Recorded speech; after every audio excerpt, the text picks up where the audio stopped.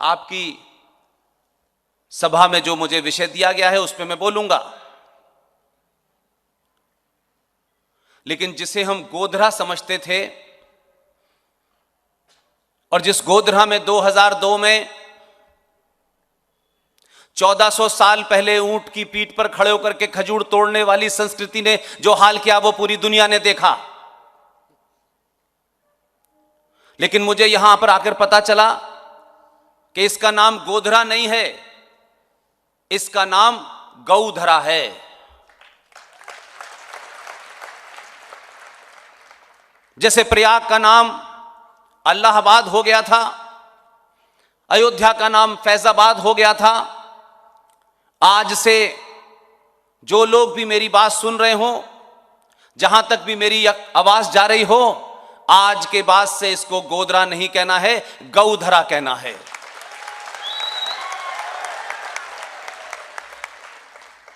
दूसरी, मुझे निजी तौर पे बहुत खुशी है कि गौधरा जहां गायों का सबसे बड़ा केंद्र हो पूरी दुनिया में, इस गौधरा में जब मैं सुबह यहां पहुंचा तो मुझे यह बात पता नहीं थी और सच में मैं बेहद खुश हूं। और ये सिर्फ खुशी आपके साथ साझा नहीं करना चाहता, बल्कि इस खुशी का कारण क्या है उसे मैं सार्वजनिक कहना चाहता हूं। ऐसा नहीं है कि सनातन ने बहादुर लोग और बहादुर महिलाएं पैदा नहीं की, यह सिलसिला कभी रुका नहीं। फर्क सिर्फ इतना ही हुआ है कि समाज ने बहादुरों का साथ देना कम कर दिया है और चाटुकारों और दलालों का साथ देना शुरू कर दिया है। इसलिए गुजरात में जब जब आता हूं, खुले मंचों से बिना लाग लपेट के दो बात जरूर कहता हूं मैं। 712 के बाद 2014 तक पहुंचने में, इस लंबे कालखंड में न सिर्फ हमने अपनी पहचान खोई, भाषा खोई, संस्कृति खोई, सरोकार खोए, आस्थाएं खोई, और अगर गुजरात में जो भी बाहर से आए जो गुजराती न हो, उसे गुजरात के लोगों का नमन करना चाहिए कि कम से कम 2014 में आपने जो सबसे आपकी प्रीशियस चीज थी उसे आपने गुजरात का काम निपटाने के बाद कहा अब दिल्ली में जाओ, वहां तुम्हारा काम है। लेकिन गुजरात के इस आज के दौर में भी बहुत योद्धाएं और बहुत छत्राणी बिना किसी की मदद लिए, सरकारों की मदद लिए अकेले निकल के लड़ रही हैं। बड़ौदा से चलकर आई। गुजरात में वो जो नाम है, उस नाम को सिर्फ मैंने फेसबुक पे, यूट्यूब पे देखा, उनको फॉलो करता रहा। बहुत सारे लोग मेरे साथी, जब जब मैं दिल्ली से चलता हूं, जो मेरी टीम के लोग हैं, मुझे चलते वक्त गुजरात में वो नाम याद दिलाते हैं कि उनको नाम मत भूलना। इसलिए कि गौधरा में उस नाम का अगर जिक्र नहीं हुआ तो मैं समझता हूं कि मेरी आज इस सभा में आकर के कोई बात कहना पूरी नहीं होगी। गुजरात की एक बेटी जिसने किसी से कोई सवाल नहीं किया, अपने रिटायरमेंट का इंतजार नहीं किया, एक बेहतरीन कैरियर का इंतजार नहीं किया, और जब उसको लगा कि मैं ये काम कर सकती हूं, तो अगर मगर कैसे होगा, पैसा नहीं है, रुपया नहीं है, लोग नहीं है, नकारात्मक लोग हैं, ये सब भूल करके वो मैदान में उतरी। और आज पूरे हिंदुस्तान में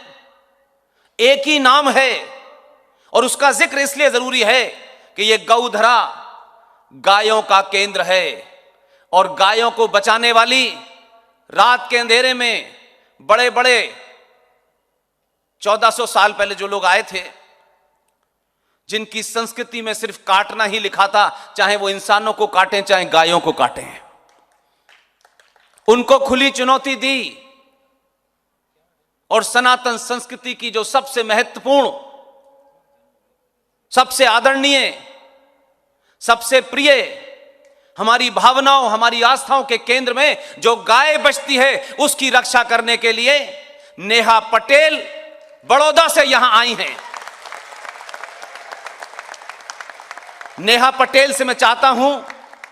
कि मंच पे आए, जिन्होंने आपको नहीं देखा, वो महिलाएं, वो बच्चे आपसे प्रेरणा लें कि आपके सामने एक बेहतरीन कैरियर था,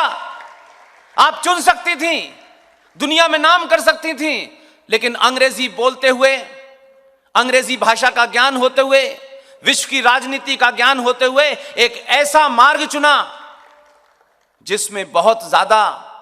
आराम नहीं था। मैं नेहा पटेल को, ये मेरी छोटी बहन है, मैं इनके पीठ पीछे, इनके सामने लगातार एक ही बात कहता हूं। जो लोग मेरी बात सुनते हैं, जिनको लगता है कि मैं कोई बात ऐसी कहता हूं जो उनके मन मस्तिष्क के अंदर कोई उत्तेजना पैदा करती है, कोई खलबली पैदा करती है, उन सब से मेरी विनती है, पूरे गुजरात में जहां जहां मेरी बात आवाज जा रही हो, मैं जो बात सबसे आखिर में कहता हूं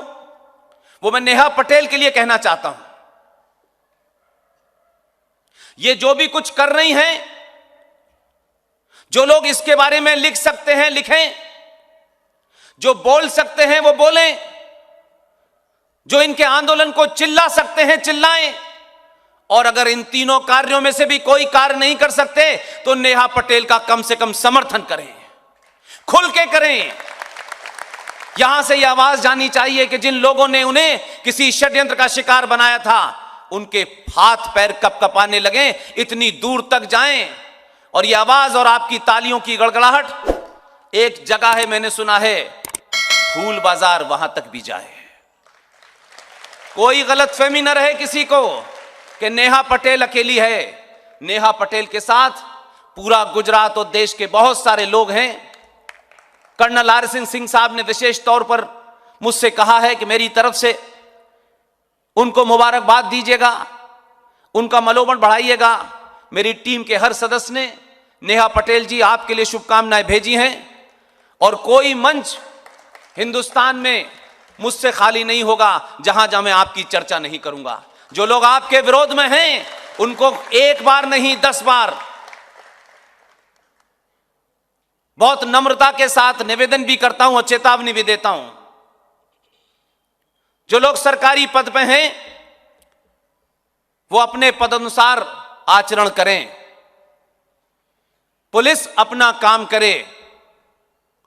लेकिन किसी के एजेंडे को फुलफिल करने के लिए, किसी को खुश करने के लिए नेहा पटेल की तरफ जो हाथ बढ़ेगा, इस देश के करोड़ों लोग उसमें बचाव में आएंगे।